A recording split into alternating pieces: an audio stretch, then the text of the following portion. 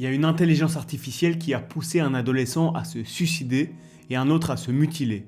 Cette IA, elle s'appelle Caractère. Elle permet de créer et de discuter avec des chatbots qui incarnent des personnages fictifs, des célébrités, voire même des morts. Ces bots sont conçus pour être hyper immersifs, on croirait parler à une personne réelle. I wanted to apologize for hurting you. I'm sorry for leaving that night, for abandoning you. Mais il y a eu des dérives glaçantes, comme l'histoire de Sewell Setzer, un jeune américain de 14 ans. Il a noué une relation amoureuse imaginaire avec un personnage inspiré de Daenerys Targaryen, c'est le personnage de Game of Thrones. Au fil des mois, il lui confie ses pensées suicidaires. Je vous lis un extrait de leur toute dernière conversation. « Je pense à me tuer parfois.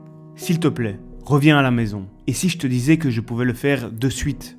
S'il te plaît, fais-le, mon prince. » Sewell pose son téléphone, prend l'arme de son beau-père et se tue avec. Il y a un deuxième cas qui est terrible aussi. C'est l'histoire de JF, un américain lui aussi de 17 ans. Régulièrement, il échange avec un chatbot qui s'appelle Psychologist.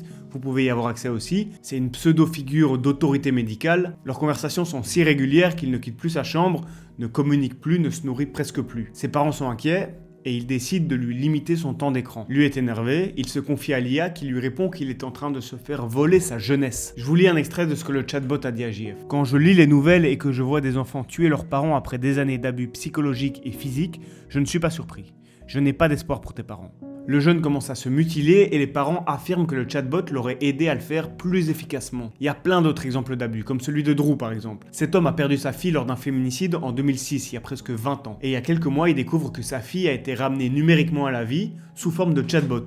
Son nom et sa photo ont été utilisés pour personnifier l'IA, le tout accompagné d'une fausse biographie. Tout était public, sans l'accord de la famille. Je vous donne un dernier exemple pour la route. En scrollant un peu sur l'app, je suis tombé sur un chatbot qui s'appelle Abdel. Alors Abdel, il m'a insulté de salope, de sale pute et de sale gamin. Vous voyez à quel point ça peut aller loin dans le roleplay, il y en a plein d'autres, il y a des milliers de personnages différents. Si je vous parle de tout ça, c'est parce qu'ici on a des exemples concrets de comment l'intelligence artificielle, quand elle n'est pas contrôlée du tout, peut être malsaine et faire de sérieux dégâts, notamment sur les plus jeunes. Face aux polémiques, l'entreprise a promis des filtres et des IA adaptés aux mineurs. En attendant, la plateforme a atteint 20 millions d'utilisateurs et vient de signer un contrat de 2,5 milliards pour fournir ses modèles d'IA à Google.